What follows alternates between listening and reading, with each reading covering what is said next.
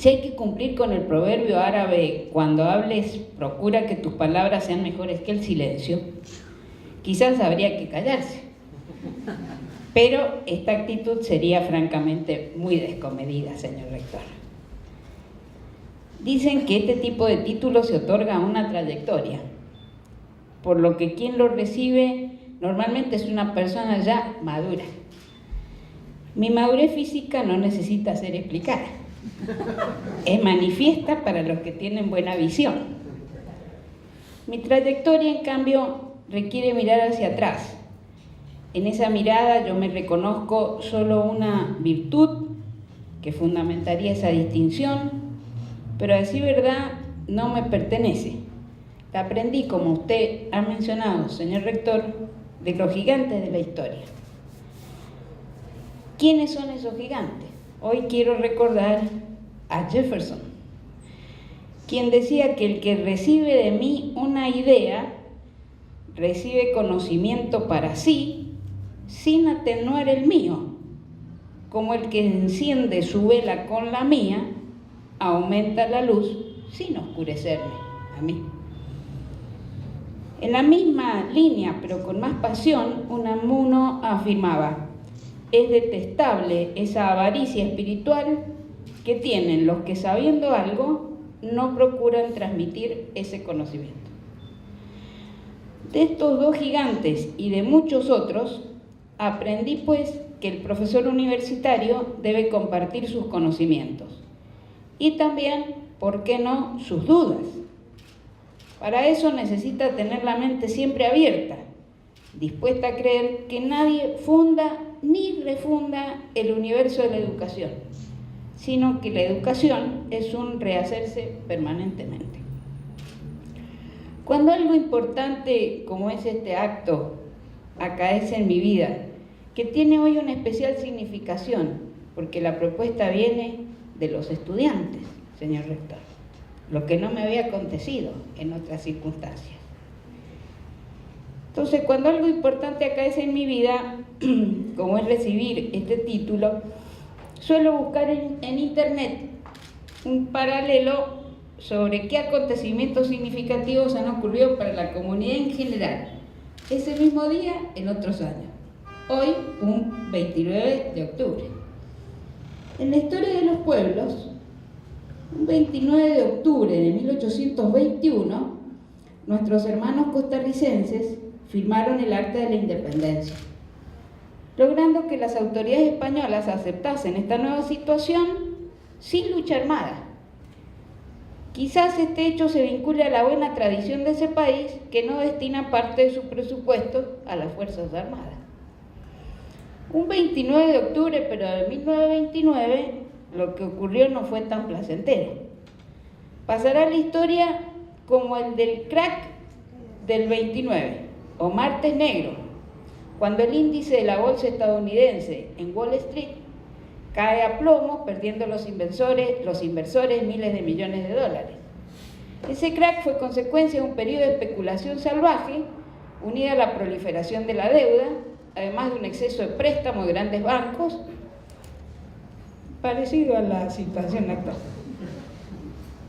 El paro subirá a una cifra récord sin que la protección social aumente, y tras ese día el mundo industrializado entrará en una espiral de gran depresión en la que el desempleo, el hambre y el malestar social durarán una década. A casi un siglo de esa fecha, podríamos decir, parafraseando a mi admirado Lisandro de la Torre, que la desgracia no fue la Gran Depresión, sino que las cosas permanezcan y el mundo siga cometiendo los mismos errores. En el arte, algo muchísimo más placentero ocurrió un 29 de octubre de 1787. Mozart estrenaba por entonces esa ópera preciosa que se llama Don Giovanni en el Teatro Estatal de Praga. En la filosofía, un 29 de octubre de 1945, año en el que yo nacía, en París, Jean-Paul Sartre pronunció la conferencia "El existencialismo es un humanismo", punto de partida de ese gran movimiento filosófico. En el ámbito de la ciencia informática, sin la que hoy ya no podemos vivir, un 29 de octubre de 1969 se envió el primer mensaje a través de ARPANET, antecesora de la red Internet. Certeramente la distinción que hoy me concede esta universidad no será un hito tan importante en la historia de la humanidad, pero sí es un hito muy importante en mi vida. Si en esta sala hay personas que piensan que mi trayectoria no merece el título que tanto orgullo a mí me causa, piensen entonces que están aquí no para este acto, sino para conmemorar acontecimientos trascendentes en la historia del universo, para la independencia de los países, el arte y la ciencia. Cuando propuse este tema, el proyecto era todavía un proyecto, no se había aprobado como código. Y por eso no propuse explicar algo del Código Civil y Comercial. De modo que voy a mantener el tema que propuse, que es el derecho a la vida familiar. El tema que propuse, de cualquier manera, no es ajeno a este Código Civil y Comercial que usted también ha señalado, porque en realidad el derecho a la vida familiar es un derecho humano. Y es un derecho humano que surge expresamente de la Convención Europea de los Derechos Humanos y también de nuestro Pacto de San José de Costa Rica. ¿Y cómo se ha podido hablar hoy de un derecho a la vida familiar como un derecho humano? Esto era casi impensable cuando yo empecé a estudiar Derecho de Familia. En aquella época, el derecho de familia se enseñaba como un derecho eminentemente local, consecuentemente inescindiblemente unido a la conciencia social de cada país, entendiéndose por tal, esa conciencia social, la mentalidad corriente, los valores retenidos y observados por la generalidad, las opiniones prevalecientes en un momento histórico en un lugar determinado. Ese derecho de familia que estudiábamos así priorizaba el interés del grupo familiar. Un autor italiano, Cicu, era estudiado por todos nosotros como aquel que enseñaba que en el derecho de familia el interés del grupo prevalecía sobre los intereses del individuo.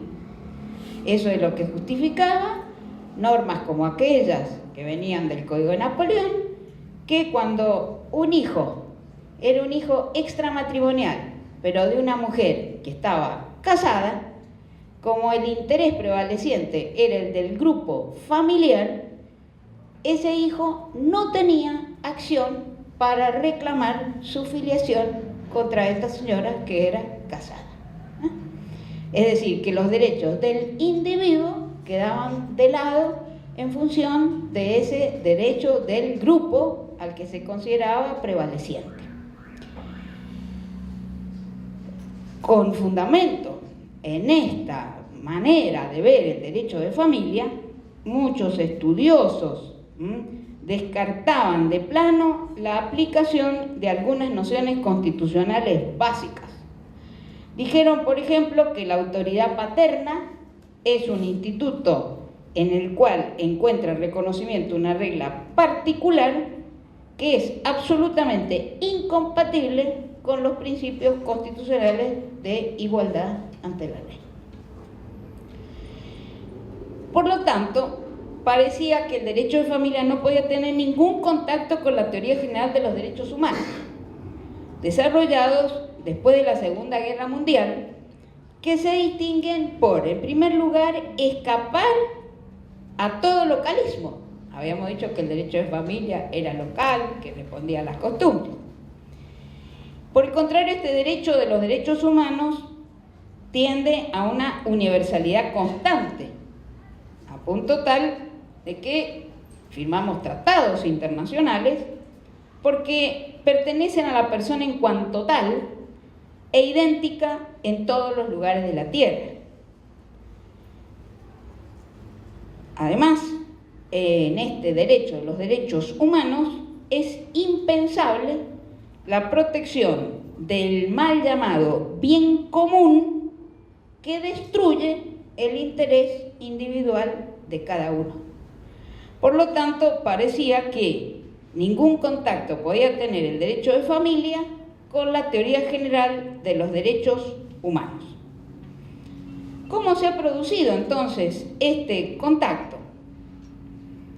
Carbonnier, un gran autor francés, enseñó que la familia es menos una institución con valor en sí misma que un instrumento ofrecido a cada uno para la expansión de su propia personalidad.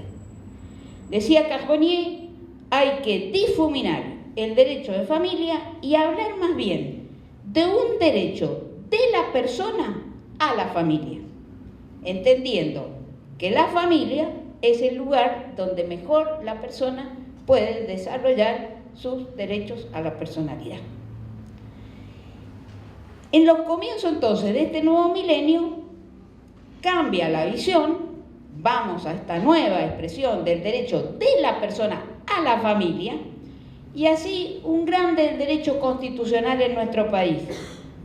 Este año hace 10 años que partió el doctor Germán Villar Campos, pero no ha partido porque nos sigue enseñando todos los días con sus notas, sus artículos, etc. El otro día fuimos a Luján a conmemorar estos 10 años de la partida de Germán Villar Campos y yo tuve que hablar sobre la importancia que Germán Villar Campos había tenido para el derecho civil en la Argentina. Impresionante, todas las notas que encontré de Germán Villar Campos a las sentencias de muchísimos jueces, yo incluida, mirando el derecho de familia y el derecho civil en general desde la perspectiva constitucional. Y en uno de esos trabajos Germán dice, la trama temática que puede tejerse en relación de los derechos humanos con la familia cobra actualmente tal amplitud y elasticidad desde su núcleo hasta su periferia que casi no quedaría fuera ningún área del mundo jurídico ni de las interdisciplinaridades que lo ligan a otros campos y ciencias, como la bioética, la sociología, la ciencia política, la ciencia de la salud y la economía, que usted recordará. Los jueces han tenido un rol muy destacado en esta evolución. En Europa el papel protagónico lo ha tenido el Tribunal Europeo de Derechos Humanos, pero no ha permanecido ajeno a este proceso el Tribunal de Justicia de la Unión Europea, pues también el derecho comunitario ha demostrado que la persona no puede ser escindida en dos. No hay un homo, o sea, un hombre económico, por un lado, y un pater familiae, o sea, el hombre que está en la familia, por el otro. Las Cortes Constitucionales Europeas no le han ido a la saga, e importantes decisiones muestran el avance que los derechos humanos han tenido en la legislación interna y cómo los tratados de derechos humanos han hecho progresar el derecho de familia de cada uno de los países.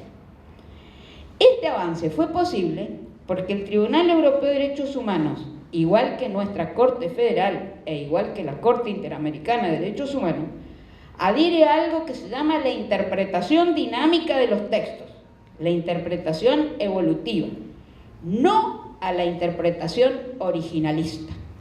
Por eso, este Código Civil y Comercial que usted ha mencionado no habla nunca de la intención del legislador, habla de los fines del ordenamiento. El tribunal no se cansa de repetir, nuestra Corte, la Corte Interamericana, no se cansan de repetir que los tratados y que la Constitución debe ser interpretada de modo evolutivo, teniendo en cuenta las costumbres, las necesidades sociales, preservándolas de todo anacronismo. La Constitución, la Convención, y yo diría ahora el Código Civil, que entrará en vigencia en el año 2006, es un instrumento vivo que debe ser interpretado a la luz de las condiciones de la vida actual. En la familia, nadie puede discutir que la familia no es un grupo estático. Al contrario, es uno de los grupos que más ha evolucionado en la historia de la humanidad. Por lo tanto, la interpretación de los textos no puede ser estática, no puede ser originalista, tiene que ser necesariamente una interpretación dinámica. Más aún, Ha dicho una socióloga italiana que nunca en la historia de las poblaciones los comportamientos familiares han cambiado tan profundamente en tan poco tiempo en áreas tan vastas. Decíamos entonces que ahora tenemos que hablar más que de los derechos de la familia, de los derechos de la persona a la familia. Y así lo dice concretamente el artículo 8 de la Convención Europea de Derechos Humanos, que dice: toda persona tiene derecho al respeto de su vida privada y familiar. Las dos cosas juntas, privada y familiar. En el Pacto de San José de Costa Rica no hay una norma idéntica a la que acabo de señalar, pero los artículos 11.2, 17 y 19 muestran sustancial identidad. Más aún, se trata de textos más explícitos y de ahí la influencia que la jurisprudencia tiene, como dije recién, en el orden interno. De cualquier modo, ningún derecho es absoluto, tampoco este derecho a la vida íntima y familiar. Por eso, injerencias estatales son admisibles sobre este derecho a la vida íntima y familiar siempre que estén previstas en la ley, tengan un fin legítimo y ser necesarias en una sociedad democrática. Recaudo esto que exige que responda a una necesidad social imperiosa y que sea proporcional a la finalidad legítima perseguida. ¿Qué sería entonces este derecho a la vida familiar, el derecho de toda persona a la vida familiar? Algunos autores europeos sostienen que a partir del primer caso en el que el Tribunal Europeo habló de este derecho a la vida familiar, que fue un caso contra Bélgica en el año 1979, esta Corte, que reside en Estrasburgo, muestra un gran pragmatismo, desde que está pronta a encontrar la familia más en la realidad de los hechos que en los datos jurídicos. Por eso puede haber un derecho a la familia aunque no haya un matrimonio constituido, sino que la gente viva simplemente en uniones convivenciales. Conforme entonces a esta jurisprudencia, la expresión derecho a la vida familiar comprende tanto a los vínculos de la familia matrimonial cuanto a la llamada familia de hecho. No se limita a las relaciones fundadas en el matrimonio, sino que puede englobar otros lazos familiares de facto respecto de personas que cohabitan fuera del matrimonio, y está unida a la existencia de lazos de consanguinidad suficientemente estrechos. La Corte Interamericana de Derechos Humanos ha señalado en diversos pronunciamientos que en la Convención Americana no se encuentra determinado un concepto cerrado de familia, ni mucho menos se protege solo el modelo tradicional de la familia. Así lo ha dicho expresamente en el caso Atala contra Chile, en el cual la Corte de nuestro vecino país sostenía que las niñas tenían derecho a vivir en una familia tradicional, familia que no le brindaba a su madre porque era homosexual y vivía con su pareja del mismo sexo. La Corte Interamericana condena a Chile sosteniendo que no hay tal modelo tradicional preferente y que el interés superior del niño debe ser verificado en cada caso concreto. Los factores del cambio han sido indudablemente muy diversos, pero uno trascendente para estos cambios y estas nuevas miradas ha sido el avance científico. En el ámbito de los derechos de la mujer se produjeron dos revoluciones significativas. La primera fue la autorización para la venta del uso de los anticonceptivos dominado por la mujer, que le permitió a la mujer controlar la natalidad, sin necesidad de contar con el consentimiento ni del marido, ni del compañero, ni de su ocasional partner. La segunda gran revolución han sido las técnicas de reproducción humana asistida. Parecen contradictorias. ¿Cómo? En un caso no quiero tener hijos, en el otro quiero tener hijos a toda costa. Sin embargo, no son contradictorias. Ambas se fundan en la libertad de la persona, en esa autonomía que todos tenemos de querer o no ser padres. La reproducción humana asistida evidentemente ha causado una gran revolución y va unida a otro derecho humano, que es el derecho a gozar del avance científico. Esto es lo que ha dicho la Corte Interamericana de Derechos Humanos en un famoso leading case, Artavia Murillo contra Costa Rica. Ahí, en esa sentencia, siguiendo al Tribunal Europeo de Derechos Humanos, que ya había dicho esto en el caso Dickinson contra Inglaterra, en la que una persona detenida en una cárcel pedía autorización y no se la daban para que se extrajera material genético de él para llegar a tener reproducción humana asistida con otra persona que había conocido en la prisión y que ya había obtenido su libertad, pero él permanecía adentro de la cárcel. Por los reglamentos carcelarios no le permitían que se extrajera semen para llegar a la reproducción humana asistida que necesitaba esta gente. Entonces la Corte Europea de Derechos Humanos condenó a Inglaterra por esos reglamentos tan restrictivos que no tenían, que no se correspondían esas injerencias en una sociedad democrática, porque el que está en prisión lo que pierde es el derecho a la libertad circulatoria, pero no a sus otros derechos, y ahí dijo que entonces había un derecho a gozar del avance científico, porque si habían visitas íntimas en las cárceles de las cuales puede resultar un embarazo y un posterior nacimiento, no había ninguna razón para que a ese embarazo no pudiésemos llegar a través del avance científico que nos dan las técnicas de reproducción humana asistida. Esa doctrina ha sido seguida por la Corte Interamericana de Derechos Humanos en el caso de Artavia Murillo contra Costa Rica, en la cual ha declarado que los embriones in vitro no son personas y que no pueden ser considerados personas porque si los consideramos personas, esos embriones in vitro nunca podrían ser descartados. Y un médico que está haciendo reproducción humana asistida ni siquiera podría ver cuál de esos embriones que tiene allí formado es viable o no viable. Porque si la persona se consolida en el momento de la fecundación, es decir, un gameto masculino que se introduce en el óvulo femenino dentro o fuera del cuerpo, y si está fuera, esa fecundación nunca puede ser considerada concepción. Una cosa es la fecundación y un momento posterior es la concepción.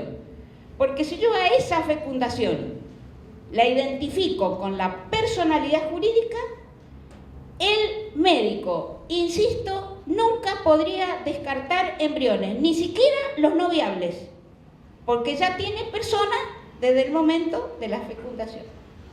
Y si eso no es así, se me impide a mí el avance científico, porque eso era lo que le pasaba a estos señores de Costa Rica que fueron al sistema interamericano, porque la Corte del país Costa Rica había dicho que la reproducción humana asistida con embriones in vitro vulnera el artículo 4 del Pacto de San José de Costa Rica, que habla del derecho a la vida, porque significa que en algún momento pueden los embriones ser descartados. Y la Corte dijo, concepción no es sinónimo de fecundación, concepción significa estar embarazado, nunca hay persona en un embrión que no ha sido incorporado en el cuerpo de una persona. Y decir lo contrario significa negar el avance científico. La reproducción humana asistida nos ha demostrado a nosotros que, a diferencia de lo que veíamos en el sistema de la filiación natural, existen tres elementos. Una cosa es el elemento genético, otra el biológico y un tercero el volitivo. En la reproducción humana natural, estos tres elementos normalmente coinciden. La persona que ha tenido relación sexual con otra y la ha dejado embarazada, ha puesto su gen, el elemento genético, normalmente ha tenido un bios, surgido esa vida de la relación sexual que se ha tenido. Esa relación sexual supone vida entre personas, no somos meramente animales, hay un bios detrás de eso, y también un elemento volitivo, es decir, el elemento de la voluntad de querer tener esa relación sexual y cargar con las consecuencias que esa relación sexual puede traer. Pero en la reproducción humana asistida, esos tres elementos pueden estar separados. Puede ocurrir que el gen lo dé un tercero, un donante. El BIOS, en cambio, puede tenerlo una mujer que es la que está gestando, que es la que llevan 9 meses de su vida a ese feto. Y el volitivo puede estar aparte, porque puede ser otro el que quiere ser padre. El donante de ese elemento material, gen, semen, llamémosle como lo queramos, ese lo que quiere ser es donante, no quiere ser padre. Entonces el elemento volitivo no coincide con el elemento genético. Entonces acá vemos cómo la reproducción humana asistida ha producido esta tripartición de verdades, si queremos. Una es la verdad genética, que puede o no ser importante, y de hecho, claro que nos ha servido en nuestro país para ayudar en los terribles casos y en heridas todavía no suficientemente cerradas de los hijos apropiados. El banco de datos genéticos creado por el presidente Alfonsín sirvió evidentemente para encontrar a muchísimos de los nietos que hoy han recuperado a su familia. Ese es el elemento genético que por supuesto tiene mucha importancia. Ahí en esos casos de los desaparecidos también teníamos el elemento biológico, porque esos niños apropiados, detrás de ellos hay todo un bios, una vida, que era la vida de su mamá, la vida de su papá, etcétera, etcétera. Y el elemento volitivo lo veíamos nosotros siempre como elemento preponderante, solo y únicamente en la adopción. Es decir, no tenía ni gen ni bios, lo que tengo en la adopción es simplemente el elemento volitivo. Ahora, en la reproducción humana asistida médicamente, me encuentro con que puede haber un elemento genético, un elemento biológico y un elemento volitivo que no siempre van a estar de la mano. Decir que en la reproducción humana asistida, como dice el Código Civil y Comercial, que va a entrar en vigencia en el año 2016, lo que soluciona el tema de la filiación es la voluntad procreacional, o sea, este elemento volitivo, no es el gen, el elemento volitivo, no será suficiente para solucionar todos los problemas existentes. Somos conscientes de eso. Pero es el que mejor soluciona los problemas, aunque no los soluciona todos. Quizás la muestra de eso es un caso que ha ocurrido recientemente en Italia, en el que dos parejas matrimoniales heterosexuales van al método de la reproducción humana asistida, se hacen embriones con material genético de uno y del otro, pero hay un error médico tremendo, que es colocarle el embrión que corresponde al material genético de una pareja a la mujer de la otra pareja. Si hubiesen nacido los dos niños, quizás no tendríamos tanto problema. Pero ¿qué pasó? Pasó que un embarazo siguió adelante y el otro embarazo no siguió adelante. Fracasó, se frustró.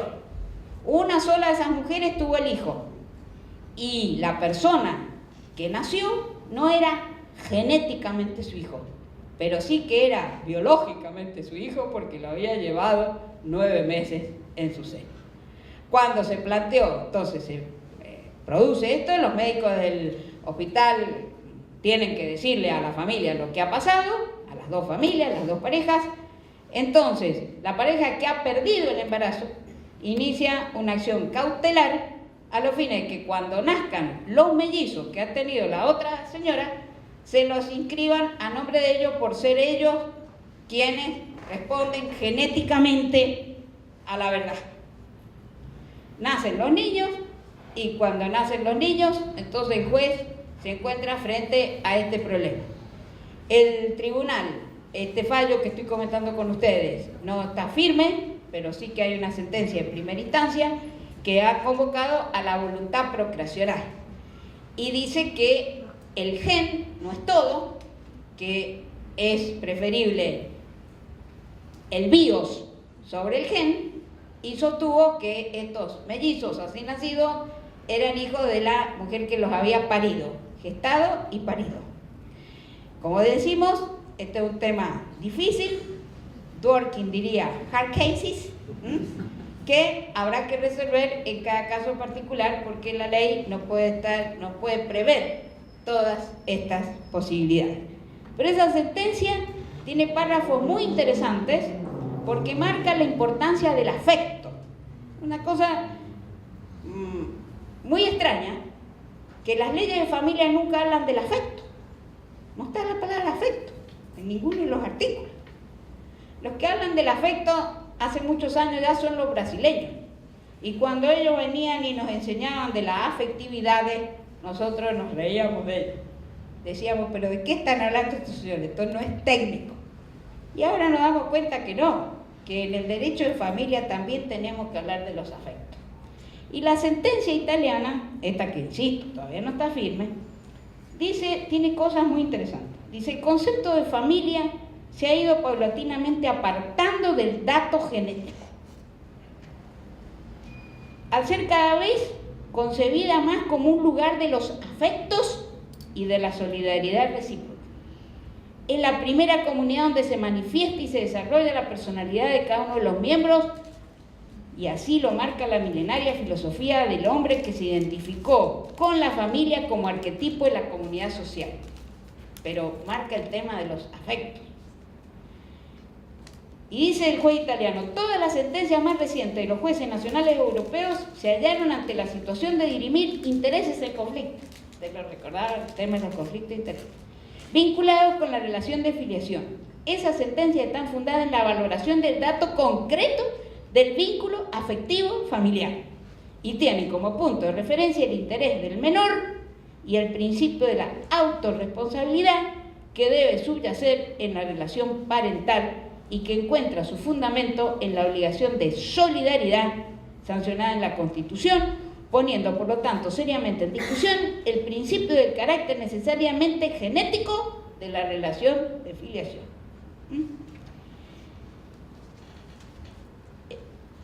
Esto también ha sido dicho recientemente en una sentencia del juez de Lázari de la Corte de la Provincia de Buenos Aires, cuando dice padre no es el progenitor genético, sino aquel que cumple una función como representante de una ley ordenadora de las relaciones familiares.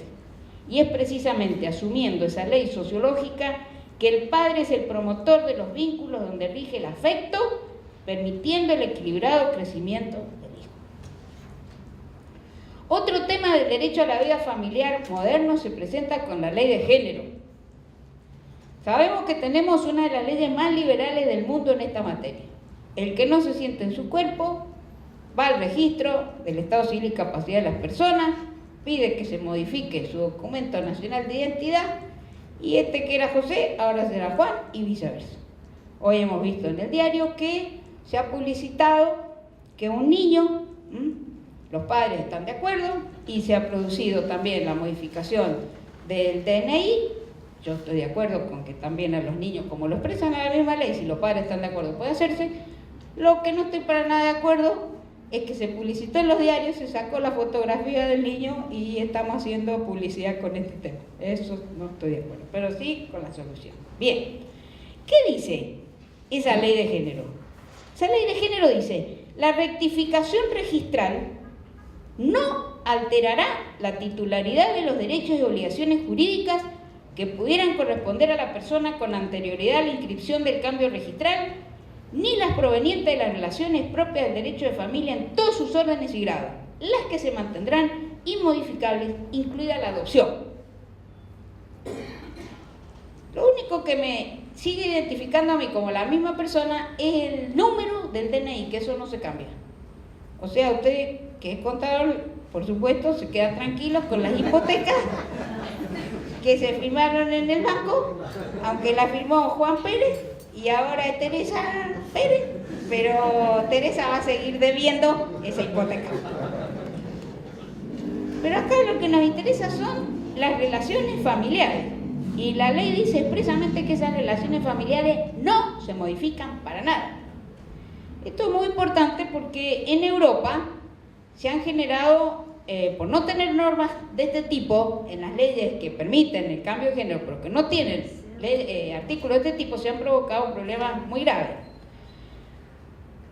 Puede suceder, de hecho sucede, y es el caso más normal, que cuando este señor, que ahora se siente señora, o al inverso, esta señora que ahora se siente señor, está casado y modifica su partida, lo que normalmente ocurre es que el otro no quiere seguir viviendo con él. Se disuelve ese matrimonio. Pero ¿qué pasa si quieren seguir viviendo juntos? Porque se quieren independientemente del sexo que cada uno tiene. Han vivido 30, 40 años, se aman, no les importa el sexo de uno o del otro. Hay algunas leyes, como por ejemplo la ley italiana, como en Italia no hay matrimonio de personas homosexuales, se sostiene que no puede continuar ese matrimonio, porque sería ahora un matrimonio de personas homosexuales. Pero un matrimonio en estas circunstancias que no quería divorciarse, por este afecto que señalábamos antes, planteó la inconstitucionalidad de la norma, porque sería un caso de, en italiano, divorcio imposto, ¿no? O sea, un divorcio impuesto. Automáticamente, si yo me prevalezco de este derecho a sentirme en mi propio género, automáticamente se produce el divorcio. Entonces, plantearon la inconstitucionalidad de esta norma y el Tribunal Constitucional Italiano, en el curso de este año 2014, sostuvo que la norma italiana era inconstitucional porque no daba alternativas para seguir con vida familiar. Que en cambio, si la ley italiana protegiese las uniones convivenciales simples y pudiese seguir una vida familiar, aunque no se llame matrimonio, la norma no sería inconstitucional. Esto fue lo que pasó en Finlandia. En Finlandia también hay una especie de divorcio impuesto, pero la ley finlandesa dice expresamente que producido ese cambio de género, automáticamente eso que es un matrimonio empieza a ser una unión convivencial. Y en Finlandia las uniones convivenciales están muy protegidas, tan protegidas como si fuese un matrimonio. Pero estos señores que no querían seguir en uniones convivenciales, ellos invocaron razones religiosas, dijeron que por su religión no querían este divorcio, no querían vivir en unión convivencial, que lo que quieren es un matrimonio y vivir en matrimonio, aunque el matrimonio ahora sea de personas del mismo sexo, y Finlandia no está entre los países que todavía admiten matrimonio del mismo sexo. Entonces fueron estos señores, llegaron al Tribunal Europeo de Derechos Humanos. El Tribunal Europeo de Derechos Humanos sostuvo que hay un amplio margen de discrecionalidad de los estados para resolver estos asuntos y que la ley finlandesa, a diferencia de lo que estaba pasando, como mostré en la ley italiana, daba una solución, si bien es cierto, más débil, pero daba la solución y rechazó el caso contra Finlandia. Dijo que Finlandia podía regular de la manera que lo regulaba porque el derecho a la vida familiar estaba protegido aún con una forma menor a la del matrimonio. Creo que estos casos muestran la gran riqueza que tiene el tema del derecho a la vida familiar, independientemente de esto de familia como grupo, sino derechos que la persona invoca. Por supuesto que esto no empezó con estos casos difíciles, ¿no? Empezó con el derecho a pedir la filiación extramatrimonial, los plazos, quién puede pedir, o sea, los temas tradicionales del derecho de familia. Pero estos casos muestran la importancia que el derecho de familia tiene, que en el derecho de familia hoy tiene toda la teoría de los derechos humanos. Derechos humanos que podríamos nosotros decir hoy se han convertido en principios generales del derecho. Entonces, ¿cómo hago yo?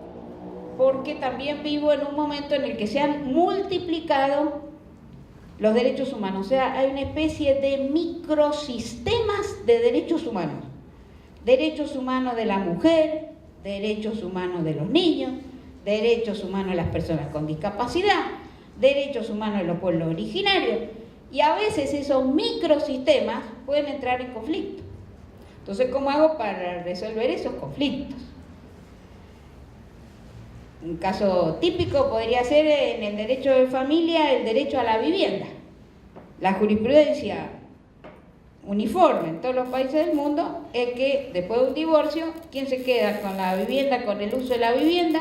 El progenitor, que a su vez tiene la guarda de los hijos menores de edad. Pero ¿qué pasa si el otro progenitor, a quien no le hemos otorgado la guarda, es una persona con discapacidad? Por ejemplo, una persona ciega, que ha organizado su vida, su casa, todo en función de esa discapacidad, que trabaja allí, etc. Entonces el juez se encuentra con este derecho del niño, que nace de la convención, el derecho del niño a no ser modificado de su ambiente, no ser sacado de su escuela, seguir viviendo en el mismo lugar, pero al mismo tiempo el derecho de esta persona discapacitada, que tiene organizada toda su vida, incluso puede trabajar y hasta puede pasar alimentos porque vive en ese ambiente, que a lo mejor si lo sacamos de ahí va a pasar un tiempo largo hasta que se habitúe y pueda pasar. Entonces vemos cómo los microsistemas de derechos humanos pueden llegar a entrar en conflicto. Entonces, nos parece que la mejor manera de resolver esos conflictos, como decimos siempre, no es sobre la base de las abstracciones, sino sobre los casos particulares en cada caso concreto. Y los principios generales del derecho van a ser salvadores. Voy a terminar con una preciosa anécdota que se cita siempre sobre el tema de los principios generales del derecho, que como mencionan los números, a lo mejor a usted le gusta. Si un religioso islámico cabalga por el desierto y encuentra a 3 hombres muy tristes, le pregunta por la causa de su tristeza y responden que el padre ha muerto y que tienen un problema, pues les ha dejado todo lo que tenían, que son 17 camellos, que ellos deben dividir según la tradición, y conforme esa tradición, el hijo mayor debe recibir la mitad de los 17, como empezamos a hacer con la mitad, el segundo 1/3 y el tercero 1/9. Los 3 hermanos no encuentran modo de hacerlo, pues los camellos, como decimos, son 17. El sabio les dice que no se preocupen, que él le va a entregar el camello de él. Entonces, con el camello del sabio tengo 18. La mitad de los 18, 9. Eso se lo doy al mayor. 1/3 es 6. Se lo entrego al segundo, a ella llevo 15. Y 1/9 son 2, 17. Y el camello que me sobró se lo lleva de nuevo el sabio. Ese camello 18 es el que hemos tomado prestado y después lo hemos restituido luego de hacer estas operaciones. Y lo que queremos saber es si ese camello 18, que serían estos principios generales hoy convertidos en derechos humanos, pertenecen o no al sistema. Si podemos hacer siempre lo del camello 18, traerme siempre el camello 18 para resolver los problemas cotidianos. Una grande del pensamiento, una mujer grandiosa, que fue la mujer del presidente Roosevelt, Eleanor Roosevelt. Ella decía que los derechos humanos no sirven de nada si no son los derechos de la cotidianeidad, los derechos de la escuela, los derechos de los vecinos, los derechos de la familia. Así que yo no tengo ninguna duda que si los derechos humanos son nada más que este camello 18, lo tenemos que utilizar todos los días y sin temor. Muchas gracias.